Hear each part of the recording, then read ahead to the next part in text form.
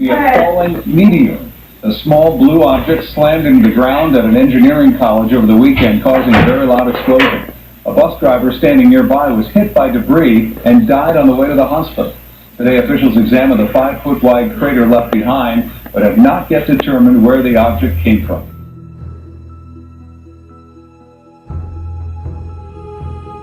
All right, you see this? That's the strange sight that lit up our San Diego skies this morning and our phones in our newsroom as well. Before the sun was up, Frank Redmond captured this splash of light on his dash cam. Robert Quimby is an astronomy professor at SDSU and the director of the Mount Laguna Observatory. He's never seen anything like it in person and said it was unusually bright. There's a couple instances when it brightens and then fades and then brightens and fades. And then it vanished. Quimby said it was likely a space rock ripping through the sky.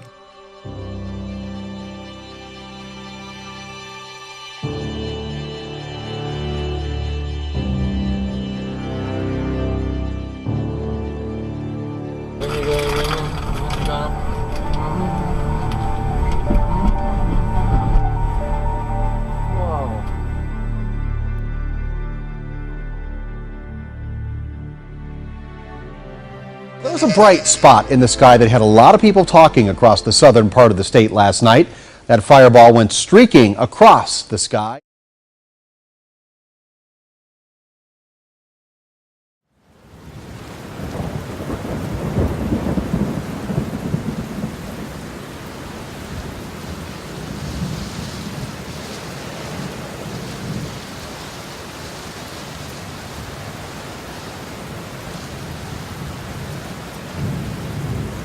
Now to new concerns about the Zika virus as athletes prepare for the Olympics in Brazil. Soccer star Hope Solo is speaking out, saying she's so concerned that if she had to make a choice right now, she wouldn't go to Rio. This morning, the Zika virus crisis now striking fear in some of our nation's top athletes.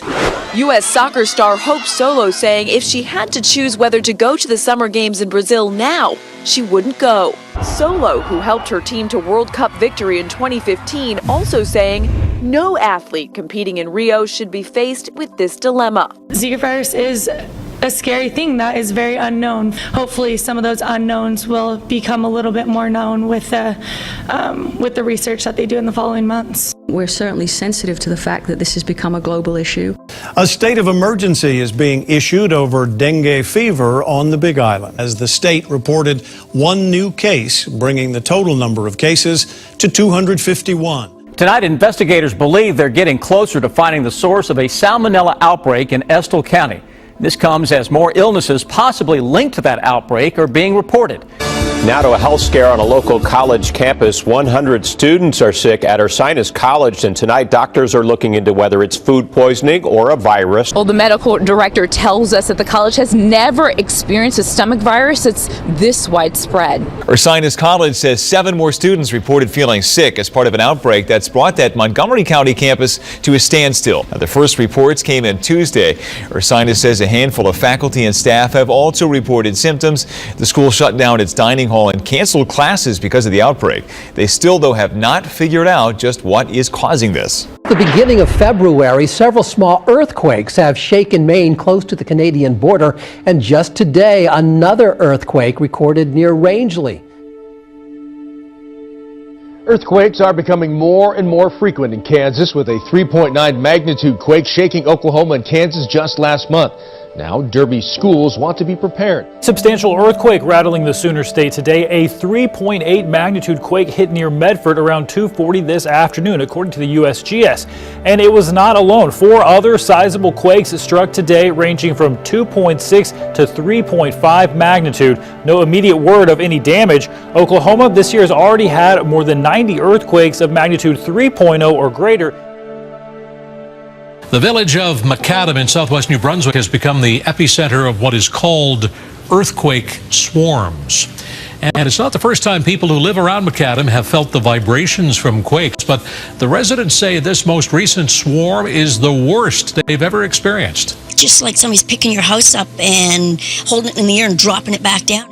Others said it was as if a train had exploded through the town, or their home had been hit by an 18-wheel transport truck. They're like explosions, and they just kept happening. Tell me what's going on in Macadam. It's quite a mystery there. And good morning, Heather. That's right, certainly a mystery, and these aren't the kind of earthquakes, or the descriptions of these events aren't the kind of earthquakes that we're used to with the rumbling and the movement. Instead, as you said, residents are saying that they sound like explosions. I have felt too since I've been here today. It's like a vibration stirring under your feet. Just before 4 o'clock this morning in Taiwan, people were shaken out of bed by a magnitude 6.4 earthquake. This is video of a deadly 6.4 magnitude earthquake that hit near the southern city of Tainan, Taiwan, Saturday. From the air, the extent of the damage is clearly visible. 9 buildings in Tainan collapsed, but the damage is especially evident on the ground. Cars crushed. More than 500 now homeless. Seismologists say the earthquake struck close to the surface. The entire building was just shaking very violently. It was quite loud. The quake struck just as the Taiwanese were preparing to celebrate one of their biggest holidays, the Lunar New Year. Now it's a nation in mourning. I felt it this morning, but a 5.1 magnitude earthquake shook homes all across Oklahoma today. According to the U.S. Geological Survey, the 5.1 rating makes it the third largest earthquake in state history. Right now, homeowners say that all the shaking is starting to damage their homes. People who fell as a magnitude 5.7 earthquake hit near Christchurch today. The quake struck shortly after 1 p.m.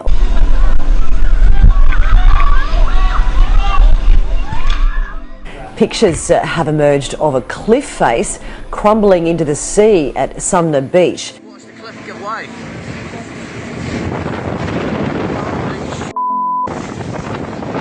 That's unbelievable. That's massive, mate. What the hell?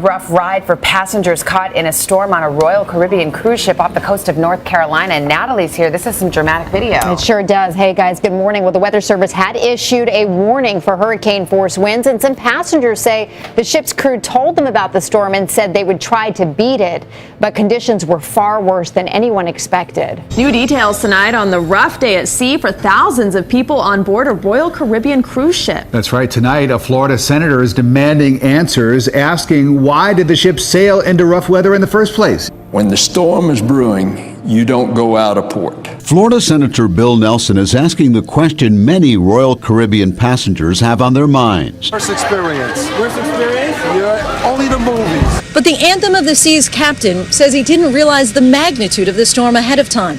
And he's now defending his decision to set sail with a storm brewing in the Atlantic. The whole thing was not bigger than this and was up here and it just exploded. In a video broadcast internally to all 4,500 passenger staterooms Monday, Captain Klaus Anderson, who ordered everyone on board the ship to stay in their rooms, says he's never experienced anything like it. Honestly, have not seen low pressure that was not forecasted. Anything near what we actually experienced. Several viewers were startled this morning by a loud boom that shook their homes.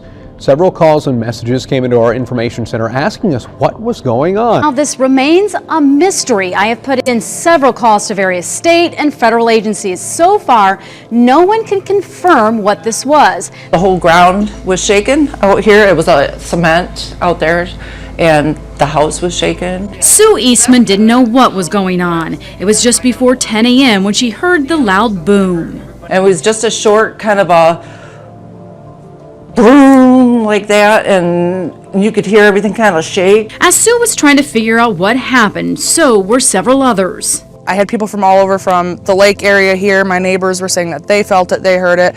People in Morley, up by Ever even. I have family up by Sears, and they heard it up there.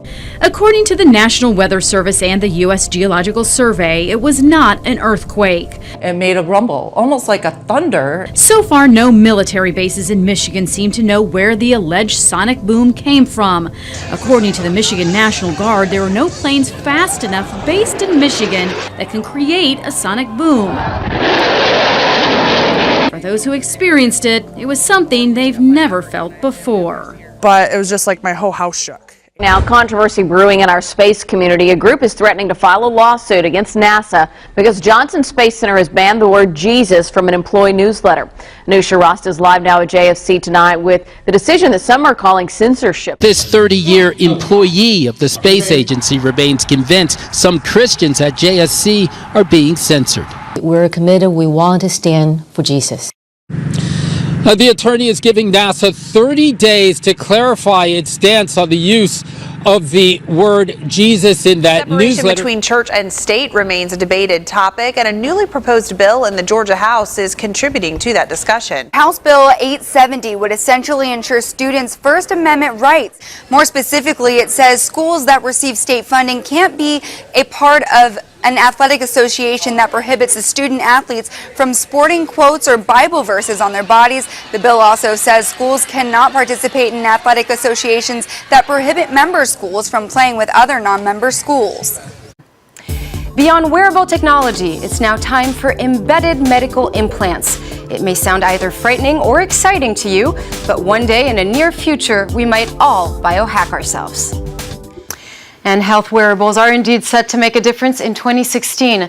But it seems like another trend could soon change the way we treat illnesses, and that is embeddable tech implants. Real-life cyborgs are now among us. These citizen scientists are altering cells, DNA, even hacking their own bodies with sights set on the future. I've got an implant in my finger. I've got a chip in my hand. An underground movement known as biohacking is pushing to advance the human race. Yeah, these citizen scientists are altering cells, DNA, and even hacking themselves by implanting electronic devices into their own bodies. What I'm interested in is functional implants that can track my health data, that can make me, a stronger, faster, better human. These biohackers are the experiment, but they emphasize that years of planning and research are put in before they grab the scalpel.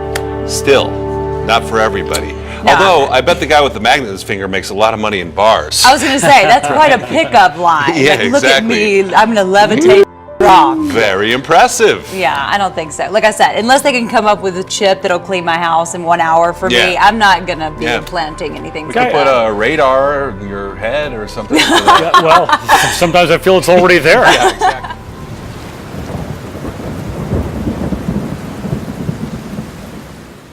The only salvation for this sin is the gospel. The only way to really cure that what's on the inside is understanding that Jesus Christ died for our sins. And so to me, on a micro level, it's understanding. Yep, and just like that, we lost him. I know. The Israeli Prime Minister has unveiled a new plan to surround the entire state of Israel with a security fence. The barrier would also seal off all openings in the West Bank security wall. He says it will take several years to build the fence promised by Netanyahu. Israel is currently building a new fence to protect a newly built Israeli airport just outside the city of Eilat. Now, in a statement, Netanyahu expressed his intention to surround all of the state of Israel with walls and border fences. Essentially, Netanyahu is declaring a new long-term and comprehensive project that will seal off the entire state of Israel to the outside world.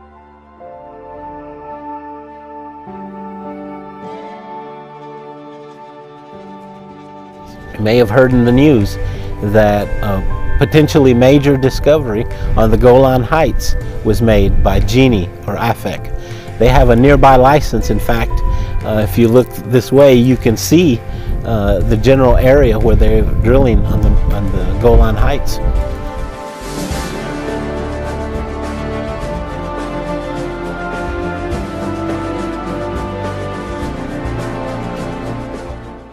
Jewish immigration from Western Europe to Israel has reached an all-time high. It's because of rising anti-Semitic attacks. The Assolan family is among the 8,000 people who emigrated from France to Israel this year.